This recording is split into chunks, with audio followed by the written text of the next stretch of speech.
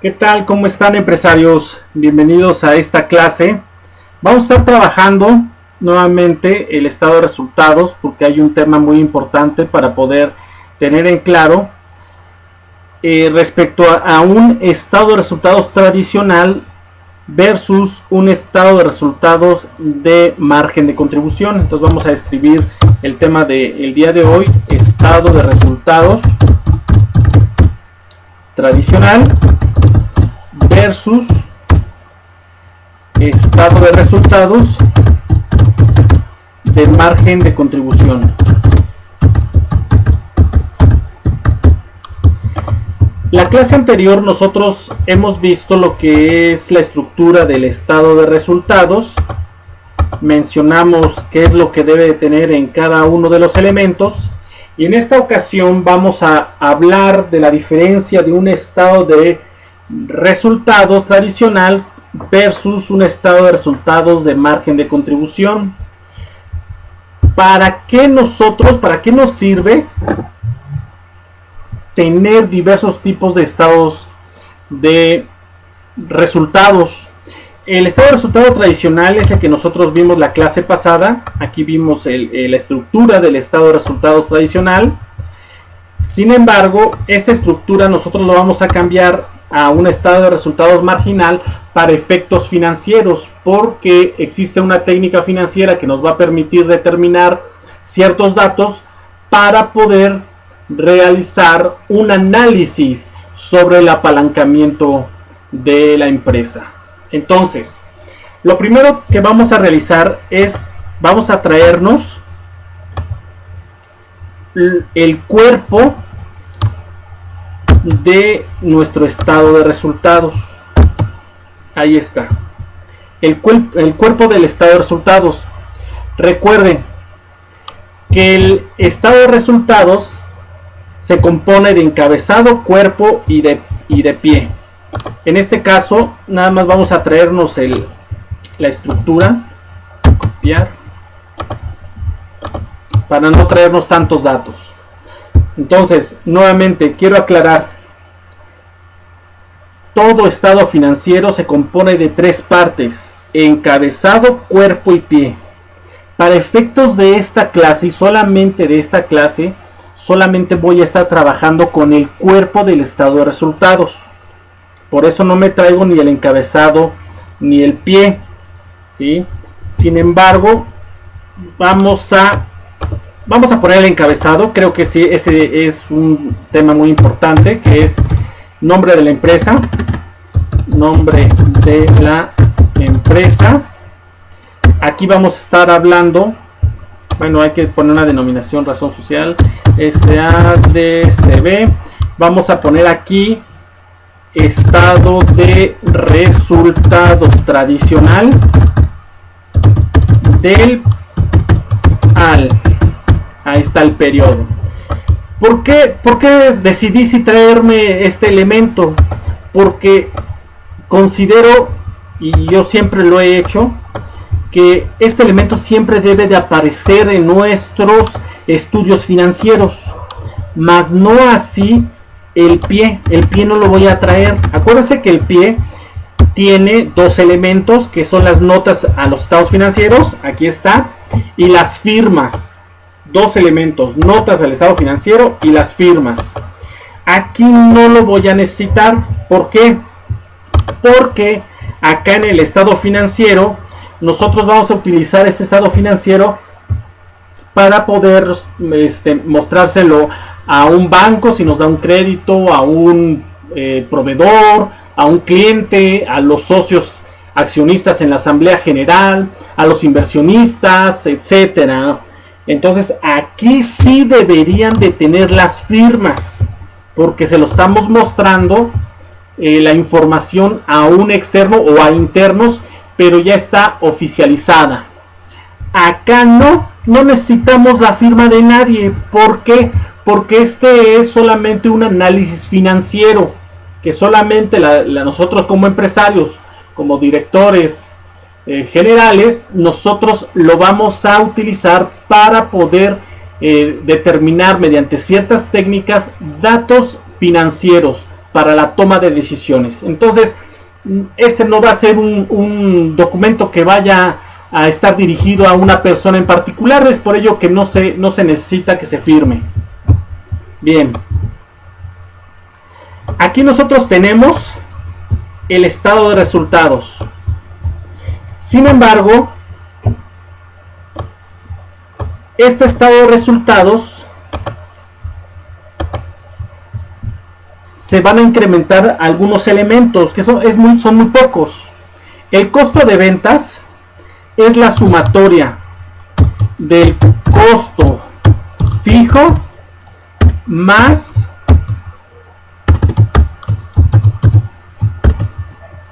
vamos a poner suma el costo variable, y los gastos de operación es la sumatoria de gastos fijos más gastos variables.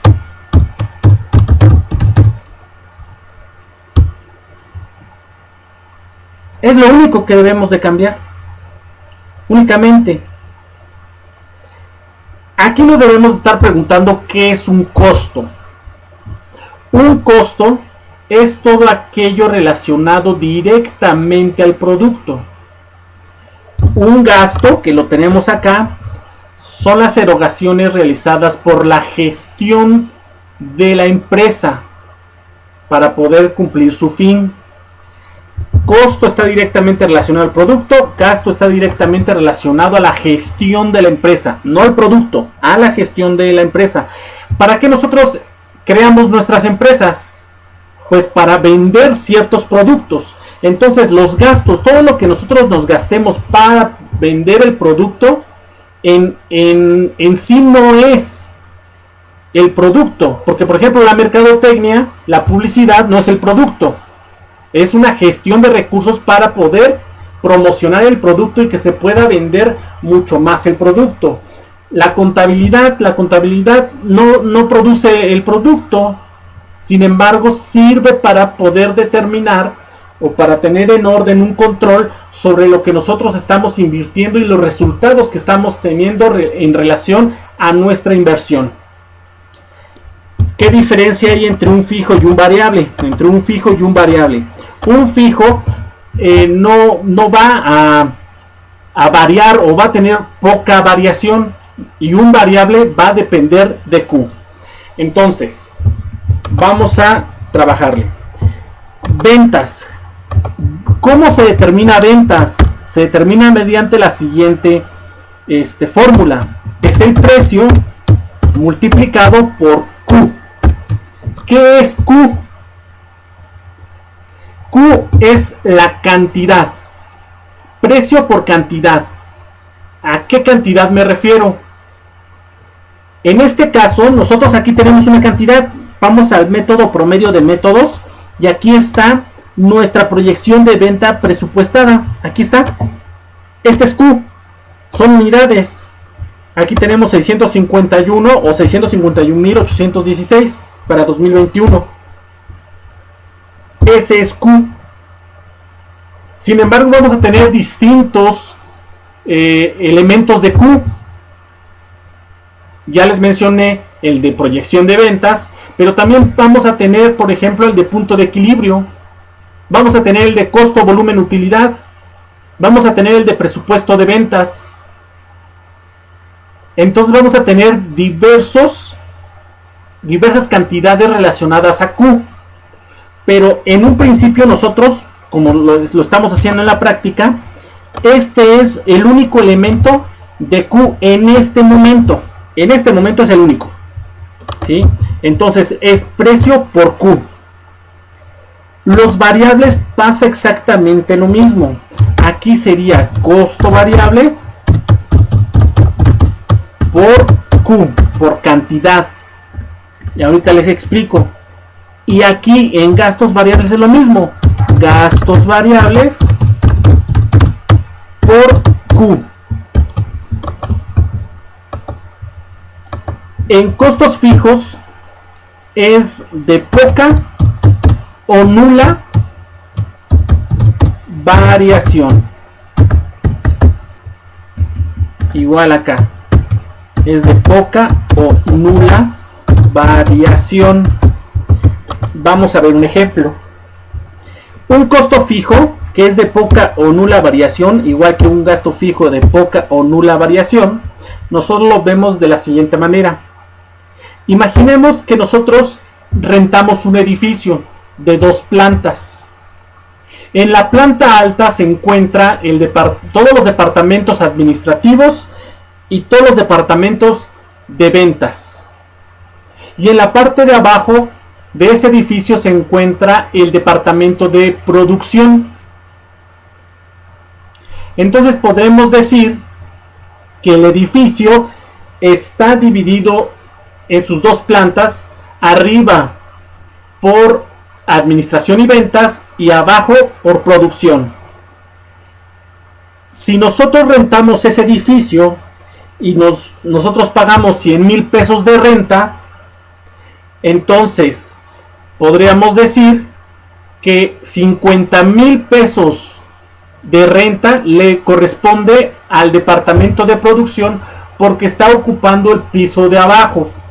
Y los otros 50,000 pesos que hace falta para llegar a los 100,000, los otros 50,000 pesos le corresponde a el departamento de administración y de venta que están ocupando la planta alta. Entonces, como nosotros podemos ver, el costo fijo y el gasto fijo aquí lo tenemos. El costo fijo está directamente relacionado al producto y directamente relacionado al departamento de producción. Entonces en este ejemplo los 50,000 pesos se van a estar pagando mes con mes durante el tiempo que dure el contrato, por lo general 1 año o más. Y los otros 50,000 pesos de la planta alta, donde está el departamento de administración y el departamento de ventas que sirve para gestionar la empresa, gestionar los recursos de la empresa, pues es un gasto, no es un costo, es un gasto. Y entonces tampoco va a tener poca o nula variación. Aquí tenemos, por lo tanto, que la renta tiene poca o nula variación. En este caso, pues sería nula variación. ¿Por qué? Porque existe un contrato. ¿En qué momento existe poca variación? Es decir, sí existe variación, pero no hay una variación tan grande.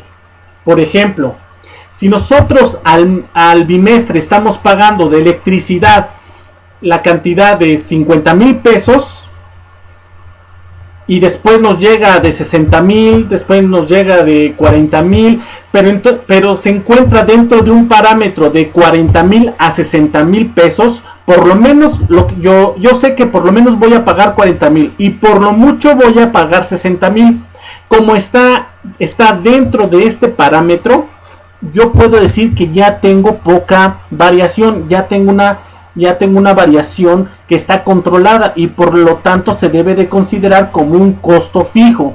Es decir, si yo ya tengo un pago, una erogación dentro de un parámetro de un máximo y de un mínimo, yo ya lo puedo considerar como costo fijo y gasto fijo. La electricidad que se pague por toda la maquinaria, por toda la electricidad del piso de abajo, pues le corresponde al departamento de producción y ese es un costo fijo. Y en la parte de arriba, toda la electricidad que se gaste en el departamento de administración y de venta, en computadoras, la luz, etcétera, pues ya sería un gasto fijo. Ahora, ¿cuándo es un costo variable o un gasto variable? Cuando dependan de Q. Hay que recordar que los costos tienen los siguientes elementos de los costos. Ya habíamos mencionado que los elementos de los costos es la materia prima, la mano de obra y los cargos indirectos de fabricación. Algunos los llaman gastos de fabricación, otros gastos indirectos, como ustedes lo quieran llamar. Ahora, estos son los elementos del costo, que aquí nosotros tenemos el costo. Cuando es un costo variable, por lo general nos estamos refiriendo a la materia prima. Por ejemplo, Si nosotros si producimos 1 kilo de tortillas y nosotros utilizamos 1 kilo de maíz, entonces podemos decir que el costo variable, si el precio del maíz cuesta, vamos a considerar 10 pesos el kilo, y nada más vamos a producir 10 kilos, pues 10 pesos, que es el costo del maíz, por 10 kilos serían 100 pesos. Ese sería nuestro costo variable. Va a depender de Q. Pero ¿qué tal si nosotros vamos a producir, vamos a considerar 100,000 kilos? 100,000 kilos durante todo el mes. Entonces vamos a multiplicar 100,000 por 10 y tendríamos un costo variable de 1,000,000. ¿Por qué? Porque el precio del maíz sigue siendo 10, teóricamente. Debe ser 10, aunque sabemos que si compramos el mayoreo va a bajar el precio, podemos conseguir un mejor precio, pero lo vamos a multiplicar por Q. Por eso es variable. Variable es porque depende de Q. Si vendemos nada más 1 kilo, pues ese sería nuestro costo, el precio del maíz de 1 kilo. Pero si vendemos al día 50 kilos, sería relacionado al costo del maíz en esos 50 kilos.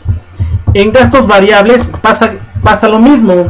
Por ejemplo, una persona que se dedica a la venta mediante comisión, cada vez que venda, vamos a considerar un automóvil, se le da una comisión.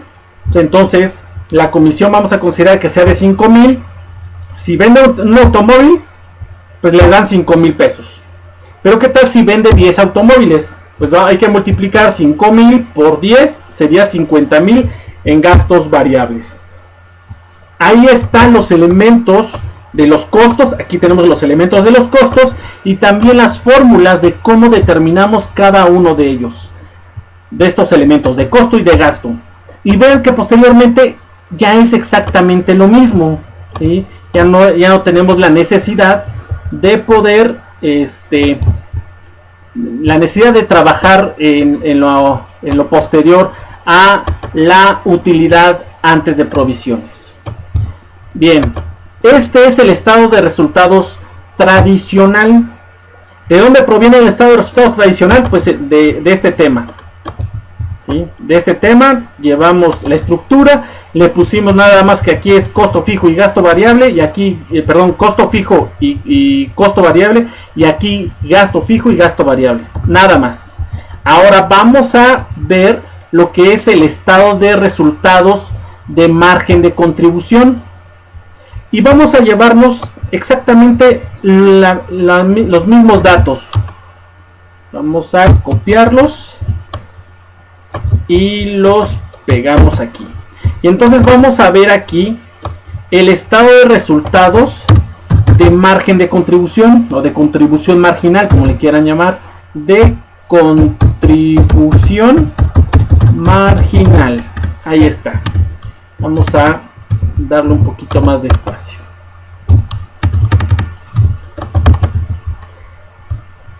Bien. Vean que yo me traje exactamente el mismo esquema que nosotros trabajamos en el estado de resultados tradicional.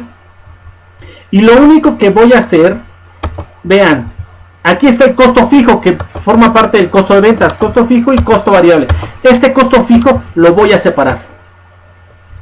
Y aquí está gasto fijo y gasto variable. Este gasto variable lo voy a separar. Y entonces aquí nosotros tenemos el gasto variable y tenemos el gasto fijo. El costo variable, el costo variable aquí en costo de ventas, el costo variable lo vamos a unir con el gasto variable. Entonces vamos a unir los variables. Aquí está. Y entonces esto ya no se va a llamar costo de ventas, se va a llamar costo general variable. Costo general variable. Cuando en finanzas hablamos de costos generales, cuando escuchen ustedes esa palabra de costos generales, se refiere a la suma de costos más gastos. Repito, cuando ustedes vean en materia financiera la palabra costos generales, o inclusive hasta algunos autores les dicen costos, se refiere a la sumatoria de costos más gastos. Entonces, aquí nosotros tenemos costos más gastos. Entonces aquí podríamos decir que son los variables. Y el costo fijo lo llevamos acá. Vamos a unir los fijos. Y entonces esto ya no se va a llamar gastos de operación. Se va a llamar costo general. Ya no sería variable, sería fijo. Ahí está.